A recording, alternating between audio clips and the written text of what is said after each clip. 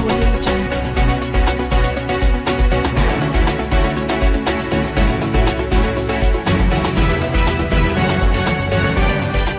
नमस्कार, हमारे इस खास शो में आपका स्वागत है। आपके साथ मैं हूं डॉक्टर गुलरेज गौरी। आज हमारे साथ मौजूद हैं शहर की जाने मानी ब्यूटिशियन प्रीति कौर जी। इस प्रोफेशन से जुड़े कई पहलुओं पर हम आपसे सीधी बातचीत करेंगे। आपका इस खास शो में बहुत बहुत स्वागत है। Thank you sir. मेरा पहला प्रश्न ये है कि आजकल गली गली मोहल्ले मोहल्ले पार्लर्स हो गए हैं, ब्यूटिशियंस हो गई हैं, तो ऐसे में मार्केट में टिक पाना, अपनी खुद की आइडेंटिटी एस्टेब्लिश करना कितना डिफ़िकल्ट हो गया है? हाँ, कंपटीशन तो है, बट अगर आप सीखते रहते हैं अपने प्रोफेशन में, हर नई चीज़ आती है जो भी, और आपका काम अगर लोगों को पसंद आता है तो फिर आपको कोई नहीं हटा सकता। किसी भी क्लाइंट को आपकी दहलीज तक लाने के लिए क्या चीज़ मैटर करती है? क्वालिटी या फिर आपका काम या फिर चमक दमक दिखावा, ये चीज़ इम्पॉर्टेंट है? कई हद तक लोग जाते हैं चमक धमक और दिखावे पर, क्योंकि वो जो मेन मार्केट्स में होती है शॉप्स वगैरह, तो वहाँ पर लोग वही सब देख कर जाते हैं। लेकिन जैसे कि कॉलोनी में है पार्लर, तो लोग फिर आपका काम देखेंगे, आपका व्यवहार देखेंगे, प्राइजेस रीज़नेबल है कि नहीं, ज़्यादा आप ओवर प्राइस नहीं दिखा सकते उन लोगों को, तो सारी चीज़ें मैटर करती है, बट सबसे ज़्यादा आपका काम देखेंगे वो। इस प्रोफेशन में बीते कुछ सालों में, हम 4-5 सालों की बात करें तो क्या ख़ास बदलाव आया है? ख़ास बदलाव ये है कि जो लेडीज़ पहले पार्लर जाने से भी डरती थी, मेकअप कराने से डरती थी, अभी उन सबको पहले ये लग्जरी हुआ करती थी कि हम किसी शादी में जाएंगे तो मेकअप कराएंगे या अपने घर की, अभी वो नेसेसिटी हो गई है। अभी ज़रूरी हो गया है कि नहीं, हमारे घर में हम शादी वगैरह इतना खर्चा हो रहा है तो एटलीस्ट हम व्यवस्थित दिखें, हमारे फ़ोटोज़ अच्छे आएँ। और अभी बहुत लेडीज़ करवाने लगी हैं जो पहले नहीं करवाती थी। क्या ऐसा भी होता है कि अपने लुक को लेकर या अपनी ब्यूटी को लेकर लोग तनाव में रहते हैं, आपके क्लाइंट्स तनाव में? आपने कभी ऐसा सिचुएशन को देखा है? हाँ, 1-2 क्लाइंट्स हैं और ऐसे मिले हैं मुझे लोग जिनको थोड़ा एंग्जाइटी रहता है, बट हम उनको कंफर्टेबल फील करवाते हैं थोड़ा बातचीत से कि नहीं, आप और अच्छे लगेंगे, आप बिल्कुल कॉन्शियस मत होइए, आपका बेटर ही होने वाला है लुक। तो फिर थोड़ा उनको पहले ये बातचीत से डाउन करना पड़ता है, फिर उनको कॉन्फिडेंस आता है कि नहीं, जो कह रहे हैं वो करेंगे, और फिर काम तो है ही। इस दौर में मेकअप के क्या नए ट्रेंड्स हैं? मेकअप में अभी न्यूड लुक बहुत ट्रेंड में है।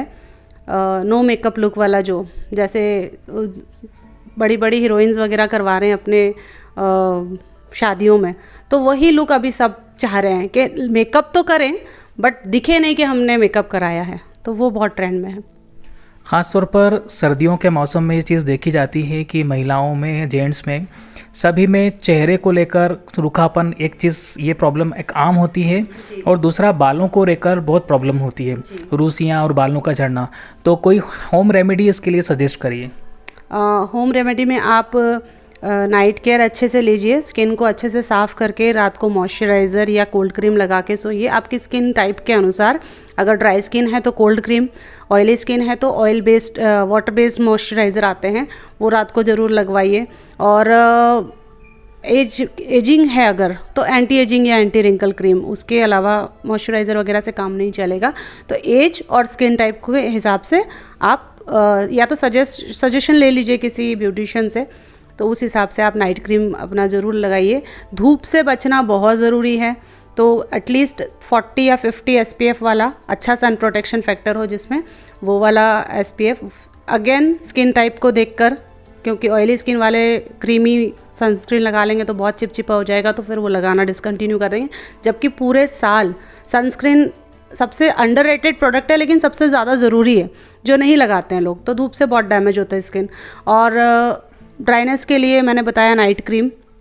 देन बालों के लिए आप हफ्ते में एक बार ऑयलिंग ज़रूर करें जब भी शैम्पू करें, और उसके बाद शैम्पू के बाद कंडीशनर ज़रूर लगाएं, सीरम ज़रूर लगाएं। तो सीरम से स्किन को प्रोटेक्शन, हेयर को प्रोटेक्शन लेयर भी मिलती है, धूप से भी बचाते हैं और अनटैंगल भी हो जाते हैं। आमतौर पर ऐसा देखा जाता है कि जो ब्यूटिशियंस होती हैं उनका शेड्यूल जब काम ज़्यादा होता है तो बहुत ज़्यादा हेक्टिक हो जाता है, ना वक्त पर खाना होता है ना वक्त पर नाश्ता होता है। तो मेरा सवाल ये है कि प्रोफेशनल और पर्सनल लाइफ में संतुलन कैसे होता है? क्या घरेलू जिम्मेदारियों पर फ़र्क पड़ता है? क्या हेल्थ पर फ़र्क पड़ता है? जी, थोड़ा बहुत तो पड़ता है, बट जिनको टाइम मैनेजमेंट आता है और बैलेंस करना आता है चीज़ों को, उनको ज़्यादा फ़र्क नहीं पड़ता। तो पहले ऐसा होता था, स्टार्टिंग में हमारे साथ होता था, अब हम हैबिचुअल हो गए हैं इस चीज़ के, तो अपना भी ध्यान रखते हैं, साथ में अपने सैलून का भी ध्यान रखते हैं, और फिर जहाँ मेकअप करने जाना होता है सीज़न में उनका भी, फिर सब बैलेंस हो जाता है धीरे धीरे। बीते कुछ सालों में यूनिसेक्स सैलून्स का चलन काफ़ी बढ़ा है। हम वहाँ पर देखते हैं कि लड़कियाँ और लड़कों में कोई भेद नहीं रहा, लड़कों का काम लड़कियाँ कर रही हैं और लड़कियों का काम लड़के कर रहे हैं। तो मेरा प्रश्न यह है कि लड़कों के इस प्रोफेशन में एंटर होने से कोई असुरक्षा या करियर को लेकर या कुछ ऐसा कि लड़के भी एंटर हो गए तो अब कुछ क्राइसिस होने वाली है कुछ काम की, ऐसा कुछ है ऐसा कुछ? बिल्कुल भी नहीं, हमें तो नहीं लगा, और हमें कॉन्फिडेंस है कि हमारा काम अच्छा है। अगर उनका काम अच्छा है तो उनके पास भी कस्टमर, ये क्योंकि ना ये बहुत बड़ा समुंदर है, काम की कोई कमी नहीं है तो काम करने वालों की भी कमी नहीं होना चाहिए, क्योंकि क्राइसिस हो जाती है कई बार के लोग ही नहीं मिलते हैं, ज़रूरत होती है। तो अगर एज लॉन्ग एज लेडीज़ अपने आप को कंफर्टेबल फील करती हैं जेंट्स से काम करवाने में, या जेंट्स कंफर्टेबल फील करते हैं, तो मुझे नहीं लगता कि कोई जेंडर का इसमें वो बैरियर होना चाहिए। किसी ब्यूटिशियन का लुक उसके प्रोफेशन के लिए कितना मायने रखता है? ऑब्वियसली करता है, क्योंकि जब क्लाइंट आते हैं फर्स्ट टाइम हमारे पास तो सबसे पहले वो हमें ही देखते हैं, तो फर्स्ट अपीयरेंस हमारा ही होता है। अगर हम गंदी सी सूरत लेके चले जाएं सामने तो कोई हमसे ना मेकअप कराए ना कुछ कराए। जैसे कि अगर आप किसी जिम ट्रेनर के पास जाएंगे और अगर वो एकदम बल्कि सा हो तो आप उससे ट्रेनिंग नहीं लेंगे, कहीं भी वहाँ पर ऐसी जगह पैसे इन्वेस्ट नहीं करेंगे, अपना टाइम इन्वेस्ट नहीं करेंगे, मतलब वेस्ट नहीं करेंगे। तो हमारा फर्स्ट अपीयरेंस बहुत मायने रखता है। जैसे जैसे मेडिकल फैसिलिटीज़ बढ़ रही हैं ब्यूटिशियंस का काम कम होता जा रहा है। मुझे ऐसा लगता है कि जो स्किन के जो डॉक्टर्स होते हैं सारा काम आजकल परमानेंटली होने लगा है। ब्यूटी जो है एक टेम्पररी मोड से परमानेंट मोड पर जा रही है। चाहे हम चेहरे की झुर्रियों की बात करें तो उसका परमानेंट सॉल्यूशन है, चाहे हम दूसरी चीज़ों की बात करें, चाहे हम वैक्सिंग थ्रेडिंग जैसी नॉर्मल चीज़ों की बात करें तो उसके लिए लेज़र हेयर रिमूवल के ऑप्शंस अवेलेबल हो गए। तो आपको क्या लगता है इन सब चीज़ों से क्या धीरे धीरे ब्यूटिशियंस का काम ख़त्म हो जाएगा या चलता रहेगा? See nothing is permanent in on this earth. तो आपको अगर डॉक्टर से भी लेना है ट्रीटमेंट तो वो भी आपको टाइम टू टाइम मेंटेन करना पड़ेगा, और ब्यूटी पार्लर भी आना है। ये ज़रूर है कि डॉक्टर के रिजल्ट्स काफ़ी ज़्यादा विजिबल होते हैं, बट एक टाइम के बाद उनसे भी फिर से सेटिंग लेना होती है, उनके पास भी विजिट करना होता है, और वैसा ही पार्लर में भी है। तो अगर जो जिसमें ज़्यादा कंफर्टेबल हो वो ले सकता है, उसमें कोई दिक्कत नहीं है। क्या इतने कंपटीशन के बावजूद भी गली गली पार्लर्स हैं, गली गली ब्यूटिशियंस हैं, क्या इसके बावजूद भी जो लड़के लड़कियां इसमें अपना करियर बनाना चाहते हैं तो उनके लिए कोई स्कोप है? जैसा कि मैंने कहा कि अभी इस चीज़ बिज़नेस का बहुत ज़्यादा स्कोप हो गया है, बहुत ज़्यादा लोगों की डिमांड्स बढ़ गई है, तो है इसमें करियर बनाना अच्छा ऑप्शन है। अगर आपका काम अच्छा होगा तो आप अपने ही शहर में क्या दूसरे शहर में जाकर भी क्लाइंट्स आपको मिलेंगे। आपको अपने काम के लिए कहीं सम्मान मिला है?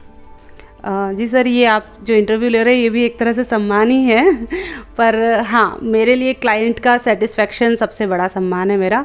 और बहुत लोग, मतलब अभी कई लोगों को मुझे मना करना पड़ा, तो एक तरह से मुझे लगता है कि हाँ अच्छा कर रही हूँ मैं। हमारे इस ख़ास शो में शामिल होने के लिए बहुत बहुत धन्यवाद।